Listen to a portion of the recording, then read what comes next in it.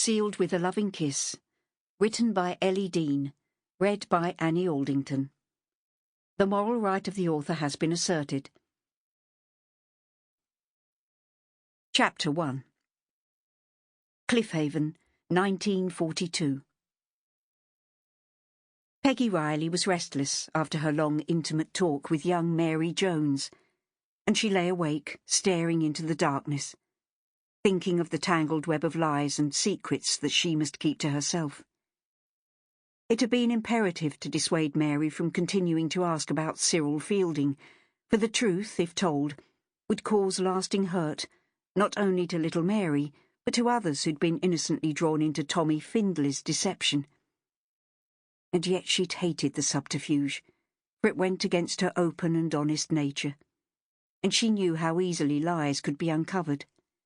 And when they were, they inevitably brought more hurt than ever. Her thoughts whirled, and she eventually became impatient with them. There was nothing more she could do except keep an eye on the girl and make sure there was no further trouble from Tommy Findlay, for Mary was determined to stay in Cliffehaven, and she would have been deeply suspicious if Peggy had forced the issue and tried to persuade her to go back to Sussex. She climbed out of bed. Pulling her old dressing gown over her long winceyette nightdress, she put on her slippers and quietly checked on Daisy before she left the room. Her baby was almost a year old now, born on the terrible day that Pearl Harbor had been destroyed and Malaya had been invaded. But she could sleep through anything, and was thriving despite the restrictions of rationing, the noise of air raids, and the absence of most of her family. Beachview boarding house was silent but for the occasional creak and groan from the Victorian timbers, and Peggy closed the kitchen door before turning on the light. The kettle was always left filled in case there was a bombing raid and the water supply was cut off, so she placed it on the hob of her kitchener range and waited for it to boil. She had lived at Beachview for most of her 43 years, and it was so much a part of her that she couldn't imagine living anywhere else. Her parents had started the boarding house business shortly after the railway line had reached Cliffehaven, and the popularity of seaside holidays soared. When they had retired, Peggy and her husband Jim had taken over and raised their family here. The day trippers and holiday makers had stopped coming once war had been declared, and so Peggy had decided that to make ends meet she would have to take in permanent lodgers. But the war had brought huge changes to Peggy's family, for they were now scattered to the four winds, and she rarely saw them. She regarded the photographs with longing, for they were lined up on the mantelpiece below the framed picture of the King and Queen.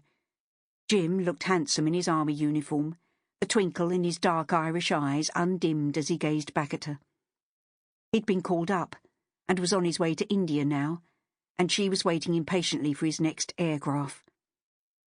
Her two young sons, Charlie and Bob, were down in Somerset on a friend's farm with her eldest daughter Anne, who'd recently had her second baby.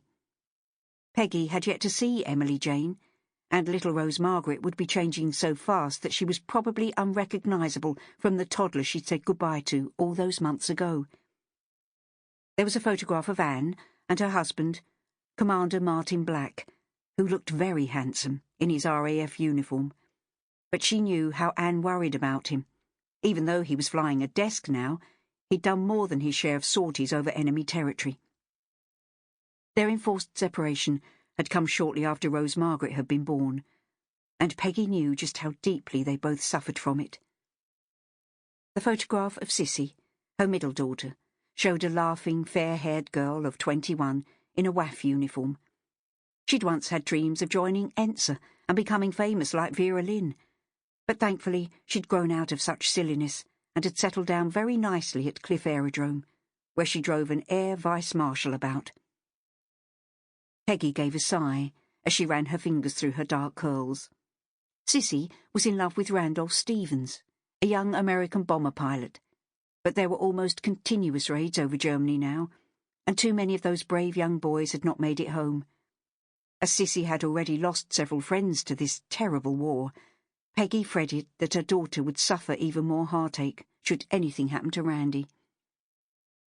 Unwilling to dwell on such dark thoughts, Peggy looked at the small black-and-white snapshot of the lovely girls who were lodged with her at Beachview boarding house.